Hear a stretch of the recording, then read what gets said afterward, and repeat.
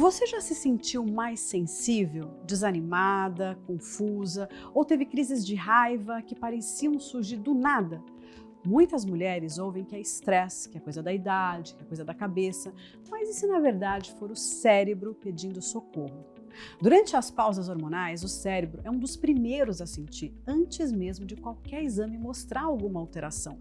Por isso, não é raro que os primeiros sinais sejam emocionais: insônia, ansiedade, irritabilidade, lapsos de memória e sim, também uma tristeza profunda que às vezes se transforma em depressão. Isso não é fraqueza, é uma resposta do corpo, é fisiologia. E entender isso muda tudo.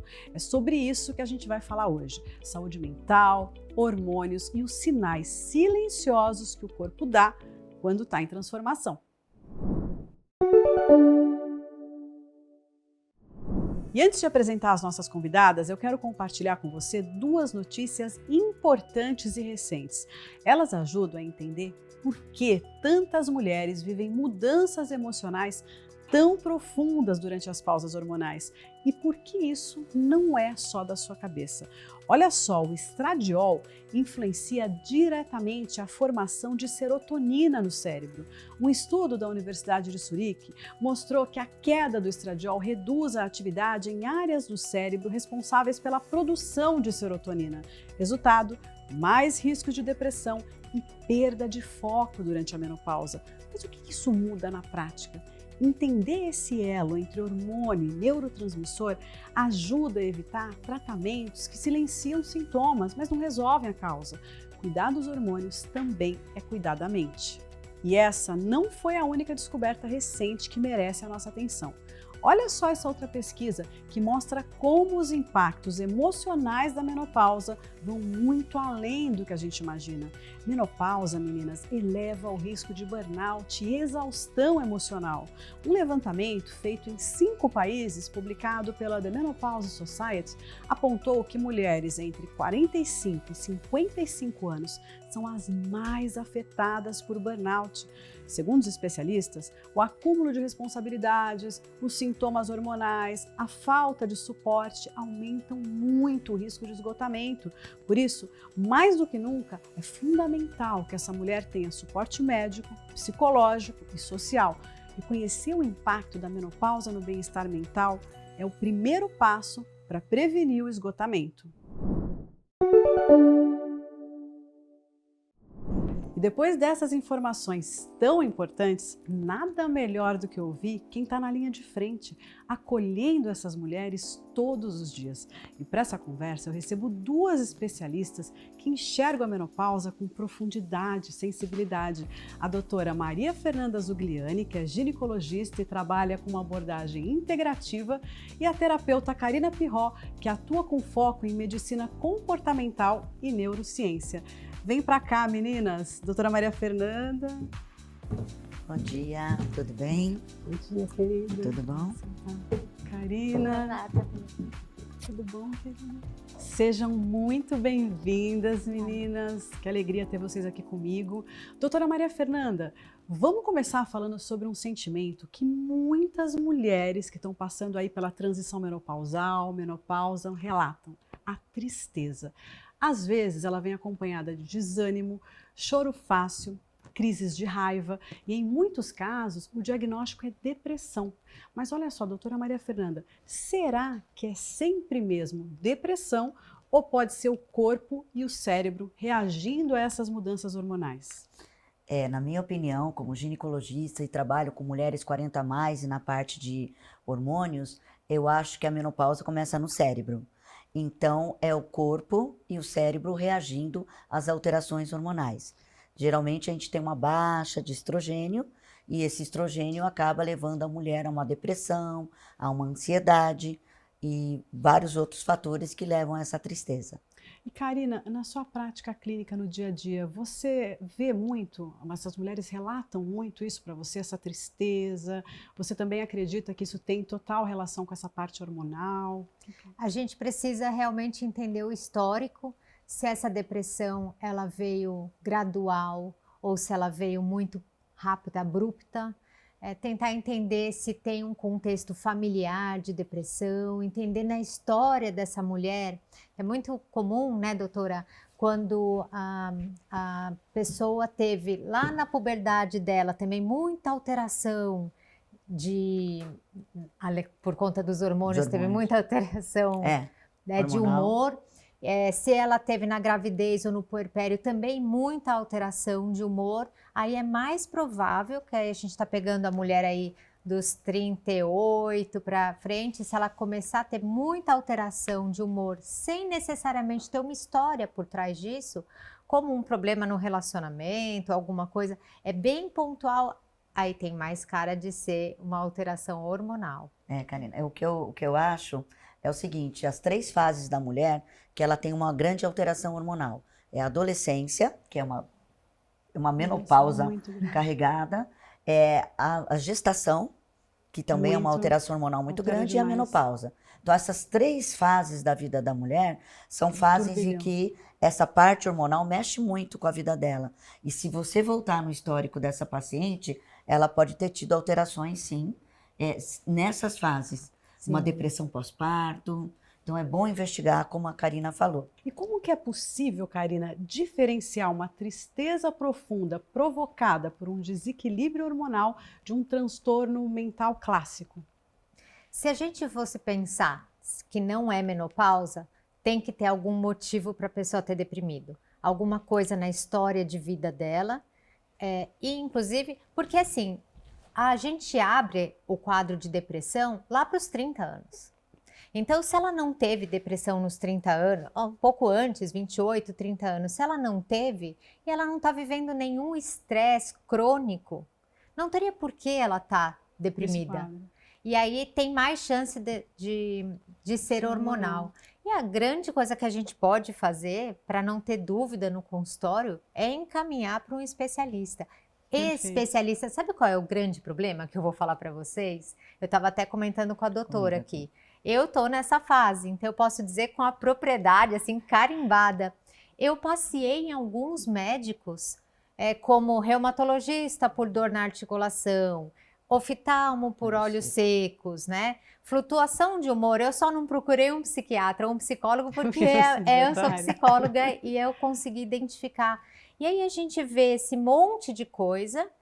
Em princípio eu comecei a procurar médico e nenhum deles conseguiu cogitar a possibilidade de eu estar na menopausa. Por isso é muito importante esse convite que você nos fez, para que a gente possa falar com vocês, mulheres, né, que estão com vários sintomas, que a doutora vai poder falar de alguns sintomas aqui, que já falou, para a gente poder procurar especialista Exatamente, certa. Você falou exatamente o que eu vivi também. Você vai de médico em médico, mas eles não cogitam, né? Karina, olha só, além dos hormônios, o que mais a neurociência nos ajuda a entender sobre esse turbilhão emocional que muitas mulheres enfrentam nas pausas hormonais? Os dados que a medicina traz para a gente, eles devem ser ditos no consultório. Eu falo que parte do meu atendimento é psicoeducação. Perfeito. Né? Então, quando a gente fala que o cérebro, a gente não sabia o quanto que o cérebro, ele é o estrogênio, né? Isso. Ele é um combustível. Sim. Ele é a gasolina do nosso cérebro, assim, de altíssima qualidade. E quando tem essa queda, é importante que a paciente, não é paciente, todas nós saibamos que a gente vai ter uma queda de combustível no cérebro. Então, a gente vai ter muitos sintomas neurológicos. Sim. Doutora Maria Fernanda, quando a reposição hormonal é bem indicada, ela também pode ajudar nesses sintomas mentais, emocionais? Muito. Quem pode ou deve fazer reposição hormonal, quando você repõe o estrogênio, você vai melhorar as dores articulares, você vai melhorar a parte física, mas você vai melhorar muito a parte neurológica. Você vai ter o estrogênio, ele vai ajudar a conectar de novo esses neurônios, ele vai melhorar a circulação cerebral e ele vai melhorar muito essa fase. Olha, ele melhora.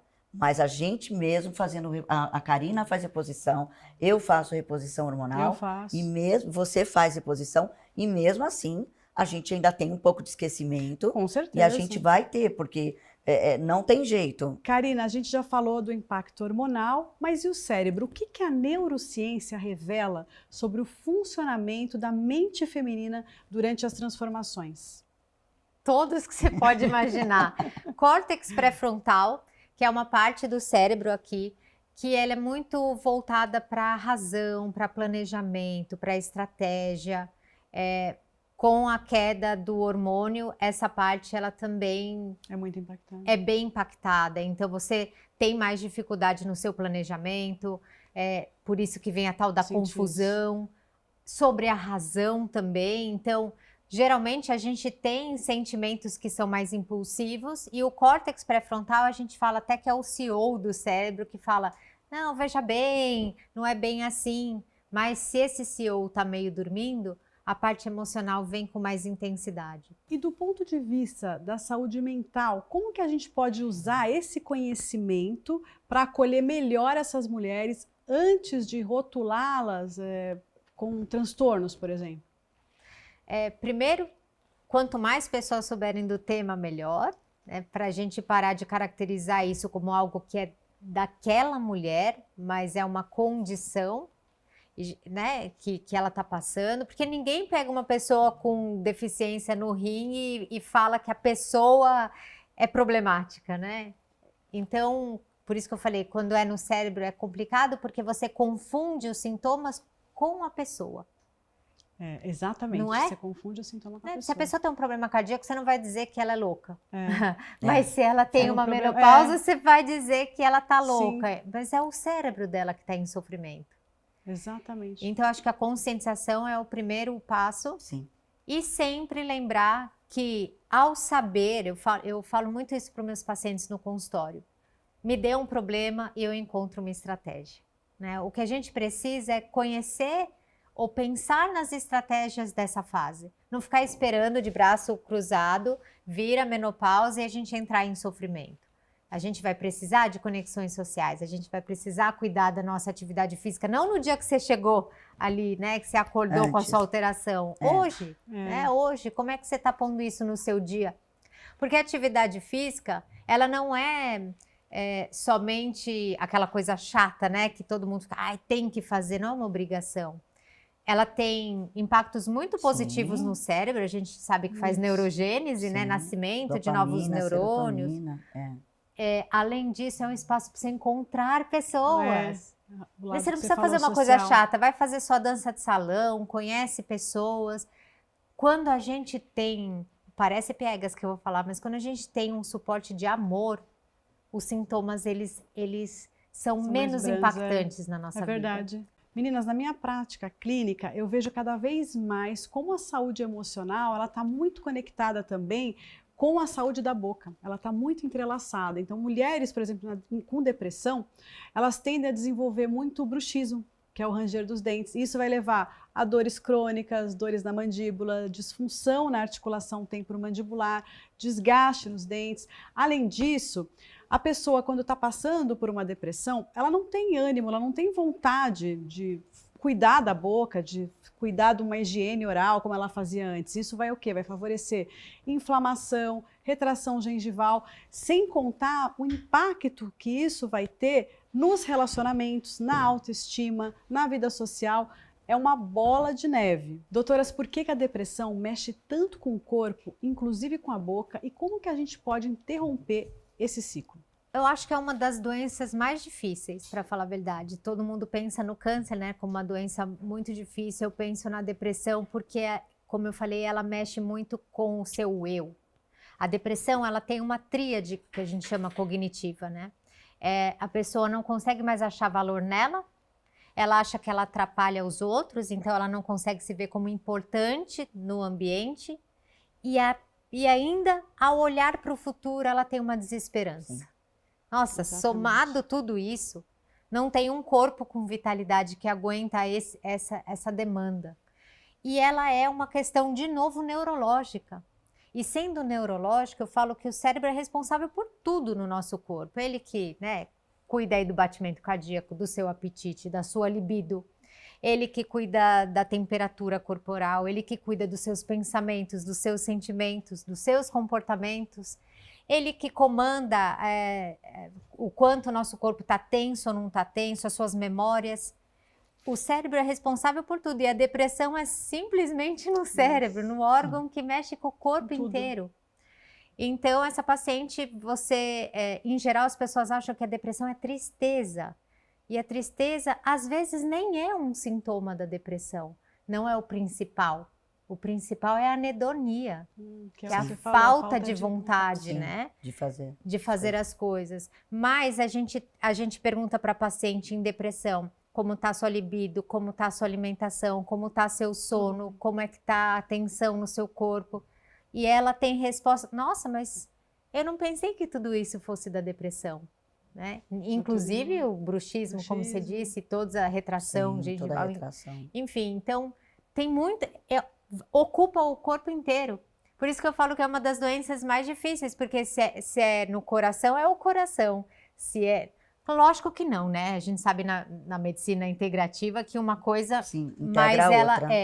Mas ela tem muito menos impacto se você pensa assim, só num órgão específico, o pé, né? Você está com um problema no pé, quando você pega o cérebro... E o bruxismo, ele é uma das também sintomas da menopausa. Muito comum. Boca, o problema bucal na menopausa é um problema grave. Aumenta muito. Eu gostei muito de conhecer, porque realmente eu tenho encaminhado algumas pacientes que elas, um dos grandes problemas também é a falta de circulação na gengiva e que a paciente começa a ter mau hálito. O mau hálito é um dos grandes sintomas da menopausa também. Muito, por causa da secura bucal, por causa da secura bucal. O estradiol, começa a secar tudo. Ele faz com que a paciente tenha uma hipossalivação. Ela não tem mais vai saliva. Vai levar a xerostomia, boca seca. Boca insuportável, seca. colando, o céu da boca colando. E aí atrapalha tudo, né? Sim, e falando em depressão também. A paciente, ela já tem uma depressão de base, ela já trata com um psiquiatra, já trata com uma psicóloga, né? Mas ela chega no seu consultório com essa depressão e menopausa. E todos os sintomas da boca, porque a paciente que chega tomando antidepressivo, eu atendo muitas. Você vai ter muitos colaterais na boca, entre eles a boca seca. Sim. Que já está seca porque não tem estradiol, já está seca por conta dos antidepressivos, os colaterais, que é bem comum. E vai gerar também o quê? Bruxismo. Então começa... E aí eu acho que entra essa medicina integrativa, que você tem como médico ginecologista que cuida de uma paciente na menopausa, você tem que ter contato com o psiquiatra dela, você tem contato com a terapeuta dela. Essa parte integrativa com a parte de bucomaxilo, de que você faz, odonto, porque essa paciente, ela vai sofrer mais porque ela já tem uma doença de base. Exatamente. Que é a depressão. Para a gente finalizar, Karina, como que a medicina comportamental pode ajudar essa mulher a interpretar esses sinais emocionais e físicos que surgem durante as pausas hormonais? Essa minha formação em medicina comportamental era multidisciplinar e o que a gente aprendeu é tudo que existe, que tem evidência científica que altera comportamento. Então, a gente aprendeu, por exemplo, a TCC, que é a terapia cognitivo-comportamental, tinha mindfulness, né, que era meditação, tinha o uso da hipnose, mas a hipnose como alteração de comportamento, né, como anestesia e tal. Então, o estudo da medicina comportamental é o estudo do que pode alterar comportamento. Psicofarmacologia também, né? Remédio também. E aí o que a gente tem que ver para essa paciente ou para essa pessoa é o que a gente pode oferecer para ela, né? Mostrando as alternativas que ela pode colocar na vida dela.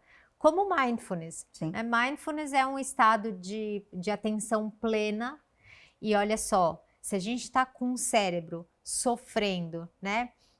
Mais negativo, mais irritável, qual vai ser a tendência? A tendência de focar nas coisas negativas.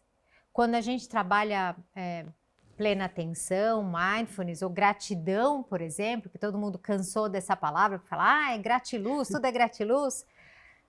O treino da gratidão, o treino da atenção é você conseguir focar nas coisas, por exemplo, boas que aconteceram.